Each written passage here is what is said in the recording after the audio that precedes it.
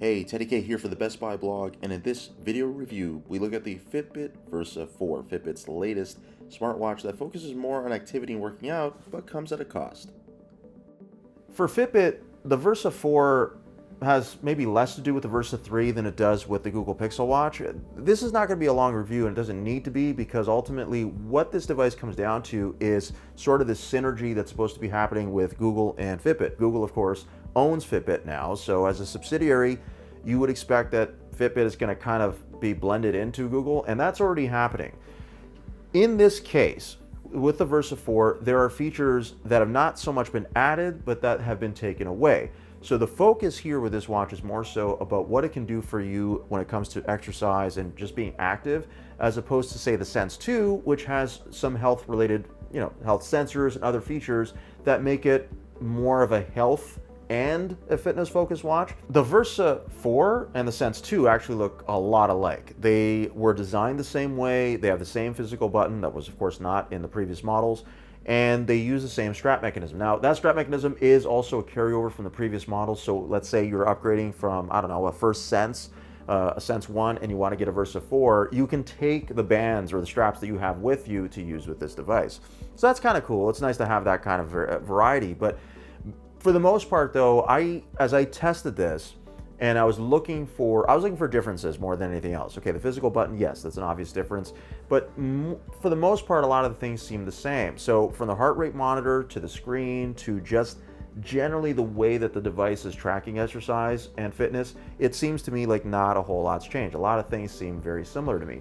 Okay, fine, that's all well and good, but what is being taken away in order to make that happen? Now, one thing you'll notice, especially if you're coming up from the Versa 3, is you'll notice that the software looks different. So instead of Fitbit OS, we're using Wear OS, well, or at least a variation of Wear OS, in my opinion, because it just looks so much like a Pixel watch. It's nice, it's easy to get around. In terms of using the software, it's fine. What I struggled with more than anything, and I pointed this out in my Sense 2 review too, is that I don't have third-party app support. One thing I always liked about the previous models was that I could use Spotify, so I could play music directly from the watch. I didn't necessarily need my phone if I didn't want it there, and it worked really well. I mean, other apps were perfect too. Philips Hue had an integration. If you were a Starbucks fan, there was one there too. There were certain apps that made sense. I even had one for barcodes for loyalty cards. So if I ever wanted to scan a loyalty card, I just scan my watch. It was really good. And even though Google Wallet is in here, so paying for stuff at point of sale is really easy now, I really do miss those third-party apps, and it's one thing that I couldn't really get past, because I felt like, well, in the past you'd have like Strava or other apps that could integrate with with Fitbit, and it worked out well because you would get even more data that you might normally get with Fitbit. But in this case, unfortunately, you don't have that integration anymore, and it's not clear if Fitbit or Google are actually going to bring it back. I'm just going to point out a couple differences with the Sense 2. So that watch has things like the ECG for electrocardiograms, EDA, so there is a measurement for skin temperature in this watch, but it actually goes further in that watch and give you more information than this one does. This one's very, very basic as far as that goes. You're not going to get any information really beyond just, I think, the basics when it comes to what's here. So, for example, because you don't have an ECG, you don't have a more advanced skin temperature sensor, you don't have a body response sensor either, so kind of taking all that data and coming together with some kind of a body response score, those are all features of the Sense 2 that do not exist here with the Versa 4. Now, Fitbit is positioning that watch as more of the health watch, and this one more of the exercise and fitness watch. Okay, now bear in mind that you can track the same exercises with that one than you can with this one. So in effect, if you're going that way, you're trying to get both of those aspects, whereas at this one, you're focusing more just on being active. They're tracking the same exercises, and they're tracking them the same way. So even the heart rate monitor, everything from that to just the screen, anything that you're interacting with the device, or anything that is collecting data for you when it comes to how active you are, there's really no difference as far as I could tell in using both of them. I previously reviewed the Sense 2, reviewing this thing, I didn't see any difference. So in a sense, you're paying the extra money just for those extra features, but like I said already, you are losing out on third-party apps and certain integrations there too. So what you're getting here is a smartwatch that I think is a little bit more like an activity or fitness band that has some smartwatch features. Some of those features would be like things like how Alexa is integrated here. Strangely though, Alexa is the only voice assistant as opposed to Google Assistant, which was previously available in the previous models, but is not here. So you only get Alexa that you can talk to, and it's pretty good. The integration's pretty good. The speaker and microphone are okay here too, so you can actually take phone calls, especially if you're an Android user. Somebody calls you, you can actually take the call on the watch. Works okay, not crazy about the speaker, but it's not bad. And you can also respond to text messages that way as well. Again, this is for Android users. If you're an iOS user, you can't do those things, unfortunately. You can't pick up calls from the watch, nor can you respond to text messages.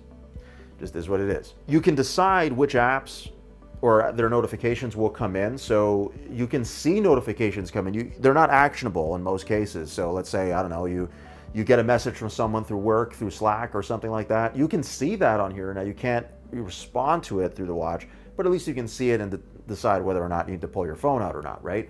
So the notification system, actually, I don't have an issue with. I mean, I use Signal for messaging, and it works fine. WhatsApp works fine.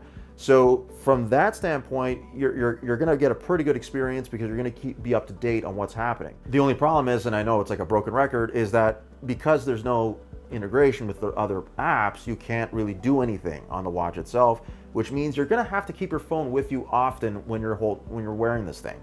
Which the market, or at least the industry, was trying to move away from that to actually make the watches a little more self-contained and self-sufficient, but that's not really the case with the Versa 4 in my opinion. Sure, you can work out with it. The built-in GPS will track your routes and all that, but it's, again, if you want to listen to music, you got to bring your phone with you. There is no way to do it on here.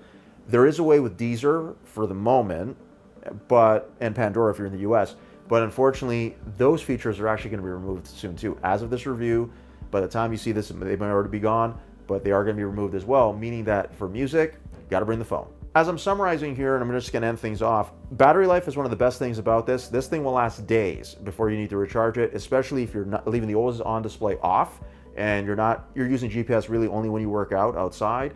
You're going to find this is going to last for days. I had this last in very moderate usage. It lasted me at least 5 days. That's excellent for any smartwatch.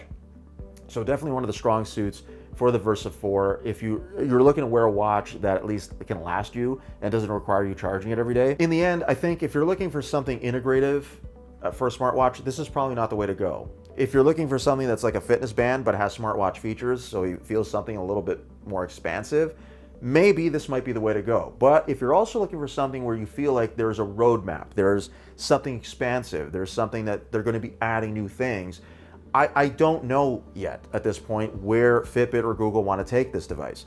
By removing things, I don't know, is it addition by subtraction? If it is, I haven't seen that. It's not something that I experienced in testing the device, and I can't say that it would be for you either. So I think if you have modest goals, if you have modest needs, when it comes to what a smartwatch is to you and what you want to tap into and not tap into, I think that's the way you got to look at this. Don't look at it as a comparison to the Apple Watch or Samsung Galaxy or anything like that, even the Pixel Watch. Just look at it based on what do I want my smartwatch to do? Do I want it to integrate with other apps in any way? If not, maybe it's worth a look. And that's really it. And that's also the end of my review here for the Fitbit Versa 4. For the Best Buy blog, I'm Teddy K. Thanks for watching.